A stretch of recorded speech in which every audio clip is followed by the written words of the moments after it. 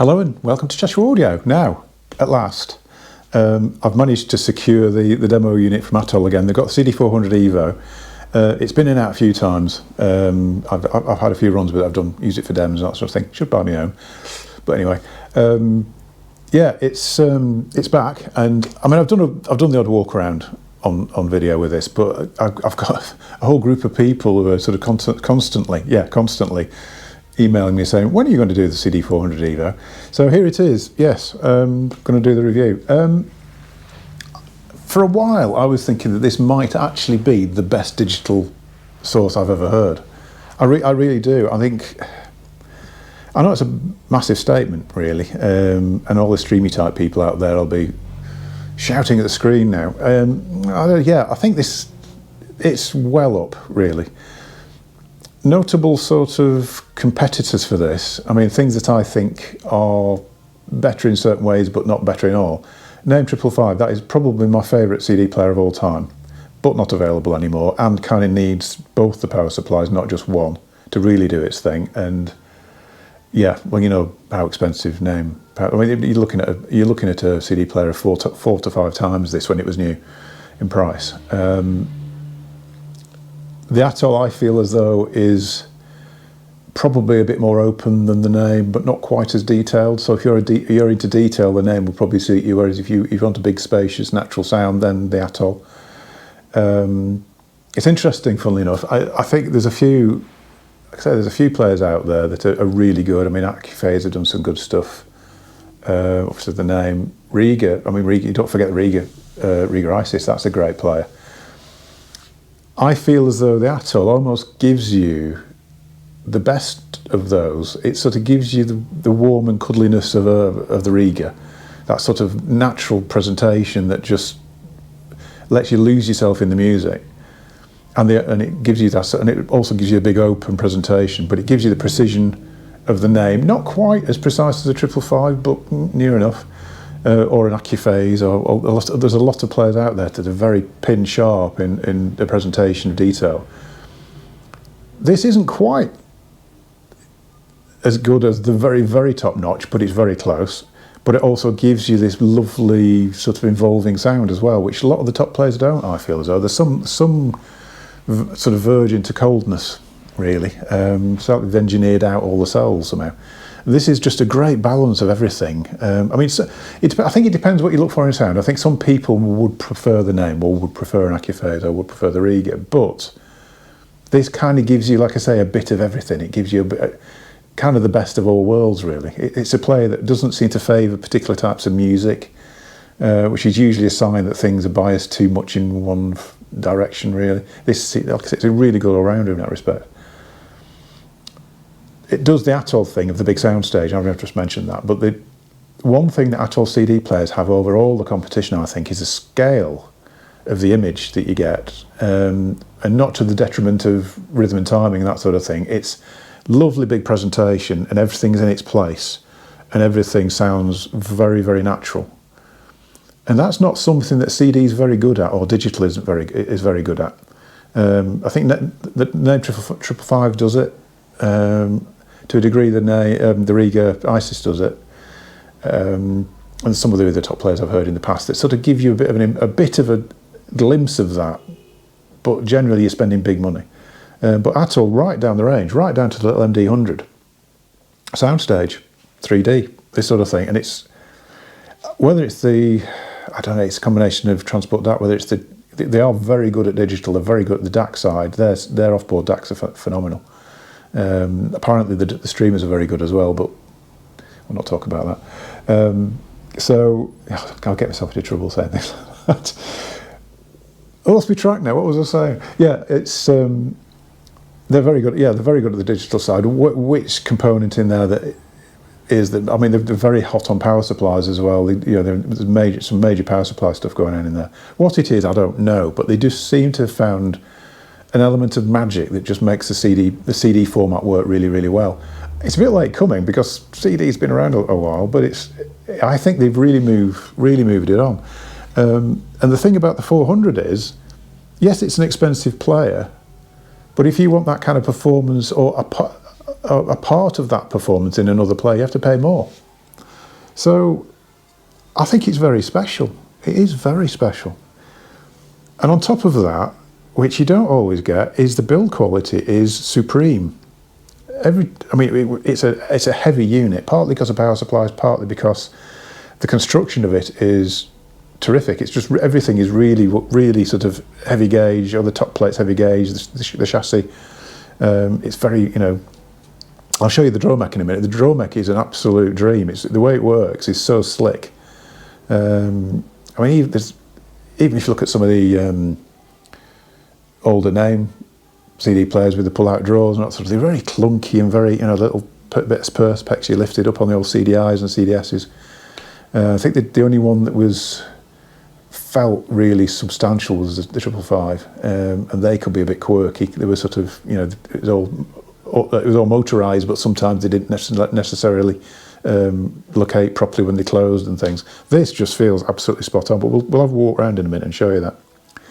So yes, it's as you can see, I do like it. What the difference is over the old version, it's quite hard to pinpoint really, because it's been a while since I heard the actual, the signature version, the previous version of it. They have improved various things. I think there has been a bit of power supply work, and the transport's different, I think. Whether that was because of necessity or because they found something better, I don't know. You're never quite sure with upgrades like that what the actual driving force behind that was. But it works really well. I feel as though this might be a little bit more precise. But like I say, it's been a while. So, and I've heard more of this in other scenarios. I've actually heard this in quite a lot of different systems now, and it's sort of the way it presents itself is just. It's the involvement, I think. The first thing you realise is you're listening to the music and you've forgotten it's digital.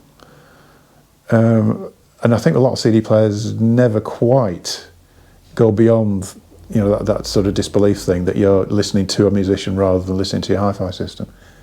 So yeah, very special. Let's have a walk around it. I'll just have a little swig of tea before we. Yeah, the build is. Which mat was I using? Does it matter which mat I'm using? Just use that one. Yeah, the build. Let's show you what the build's like first before I switch on. Got a crazy Nordost Heimdall mains cable attached to it. It's so stiff it won't even hit the ground. Sorry. Funny enough, these do react to better mains leads. All the Atoll ones do actually. They seem as though they like it. They like a decent quality mains lead on them. And I know people don't like stuff like that. They get very cross about it. But try it. See what you think. Yeah, front panel. Very, very chunky, very thick sort of lump of sort of brushed aluminium. Not very minimal on the buttons actually. You've got track back, track forwards. I can't see. Repeat. There's a repeat button on the front, which is very useful. You don't often get that, and that is the one thing that you might. Well, I tend to use in the shop because I'll put a CD on and just let it run. We've got play, and we've got stop, and we've got power. To actually, let's just power up. There's a switch on the back, which I'll show you in a sec, but if I can reach it. So that powers us up. So we've got little lights come on there. So we'll go to, that's in standby mode, so we'll switch on. We'll get a bit of a procedure as it boots up. I think as soon as we stop flashing, we should be on. Possibly. I've never actually watched this to see how long it takes. Flashing, will you actually load? Yeah, it's right. It's waiting for a CD. So, what I've forgotten to do now, of course, is grab a CD. Let me just. Okay, so I've got a CD. First, let's have a look at the actual drawer, because this is quite interesting. It's a sliding top loader, like Exposure, not like things like the Names and the Rigas and various others that have a door that comes up. I don't think it gives you any particular advantage if you're using this on a shelf, because you always will need a good bit of height above, because you need to be able to get your hand into the CD easily. Whether there's a door lifting up or not, that doesn't really make any difference to the height needed. It's just a bit slicker looking, really. I think it's a simpler mechanism. There's less to go wrong with it. The build of this is lovely. It's so smooth. It's quite a thick drawer on the top there. It just feels like an expensive bit of bit of engineering really. I mean, compared to things like the Exposure, which is an identical system, but theirs is like a bit of perspex. It does the job, it's fine, it works, but it doesn't inspire the sort of confidence that does. It just feels lovely. Inside we've got sort of almost billeted sort of top to the transport there. It's got little sort of machined out little bits here which are for your fingers of it on the CD. Then probably the nicest puck I think I've seen on any CD player. Atoll on top there. The magnet is ridiculous. What you don't want to do, I might have said this on the previous version, what you don't want to do is put it on top of the CD like that, because it's actually quite difficult to get off again. So always, yeah, no, this, just put it by the side of the player on the wooden top like that. Don't lose it. So let's put CD in. What have we got? Tom Waits on Ireland. I think all my favourite albums seem to be on Ireland. Loads of stuff. So the Joe Boyd era. That's not Joe Boyd, I don't think. I'm going off the subject. Let's just put it in. Okay, and magnet on top, which always self-centers really easily on the Atolls. It just sort of jumps into position because of that magnet, really. Close up the drawer, which will trigger it to load the CD, which is fairly quick. So I'm going to play. Very straightforward, really. What you need is on the front fascia, really. I'll show you the remote in a sec. There is an omission on the remote, which somebody's pointed out to me, and I hadn't spotted it because I never use remotes, but we'll have a look at that in a sec. So we're playing, we've got track select, usual stuff. And weirdly, but I think very usefully, there's a repeat button, like the old version, so that's repeat everything, or just repeat the track you're on. That's very handy for me in the shop. Whether in domestic use, whether that's useful or not, I don't know really. What else have we got? Yeah, place so we can pause, and we've got camera work, stop button, and then power. So that's it really. That's it. And it's very quiet, very easy to use. I think really good looking. It's not. I think that the first version of this was quite sort of ostentatious, if you could call it. It had the sort of severe curve on it, which it was intended to match the 400 signature amplifier, which was also quite curved. This has gone to a much more conventional look, but it's still got a bit like the amplifier that I showed recently. Still got a little bit of a hint of the curving here on the heat sinks. Still got the standard Atoll little sweep down here as well, that's more of a gloss than this. This is like a matte finish, so it sort of accentuates it. But it's a much deeper cut on the 400 than it is on the 200s, 100s. But yeah, the build, I mean, it's just ridiculously solid. Not that should really matter, but you just feel like you're getting your money's worth really with it. So look at the back panel.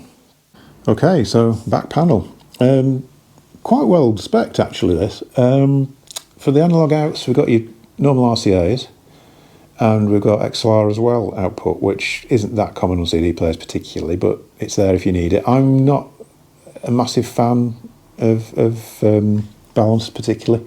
I know people won't agree with me on that, but quite often I feel as though it makes things sound a bit sterile. But anyway, you have your choice. Digital out, we've got coax optical and an AES EBU on an XLR as well, which is useful. This one's also got, I think this is optional. This has got digital in, so you can actually use the internal DAC. So again, optical coax and USB on there. I think that's option. I think that's an option even on this one, but I may be proved wrong on that one. So yeah, quite well spec'd really. Quite clunky, decent quality circuitry on it. That's all you need to know really. It works well. It does what it's got everything on there that you might need. And before I go, I was going to talk about the remote, which is here. It's a nice remote actually. I don't use remotes, partly because of my eyesight, because unless I'm wearing reading glasses I can't see. Loads of stuff on it, and I think that's probably a bit of a negative from my point of view, but it does mean you can control loads of things. This is the only negative thing I've found about this CD player, and it wouldn't really bother me, to be fair, but I think it's not unusual nowadays. There's no direct track access on the remote at all. There's everything you could dream of is on here, apart from you can't say go straight to track 3, straight to track 6. somebody emailed me about this and asked the question. I can't find his email now. So if you're watching, this is the answer to your question. No, you can't. You can't direct access. But like I said, I don't think that's unusual particularly. But yeah, full system remote. So it's got the tuner, the DAC, you name it on here, volume control, selector switch, whatever else. So if you want to, so you press play. If you want to find a track, you cycle through. Like I said, pretty much everything else, Rigas and all of them are really like that, I think. But it's something that seems to have disappeared from remotes now. Probably because there's so many other things they're trying to put on there, really, I suppose. But yeah, that is the negative. No direct access. Yeah, so hope you like that one. I mean, it's been a while coming, I know, but we got there. Sort of quick sum up on this, really. I suppose the thing to say is I'm pretty sure this is my favourite digital source of all time. What more can you say, really? And it's, yes, there will be players out there that beat it in, like I said, certain aspects possibly, but the whole package, I don't think there's anything quite comes close, really. So there you go, Atoll CD400EVO. Yeah, what more can you say? I'll leave it there. Thanks for watching. Don't forget to like, subscribe. You've probably already seen the website video. Website's down at the moment. It's coming back. I'm working on it. Well, I'm doing this video, but after this I'll be working on it anyway. So yeah, I'll don't forget to like and subscribe, and I'll see you soon. Thank you very much.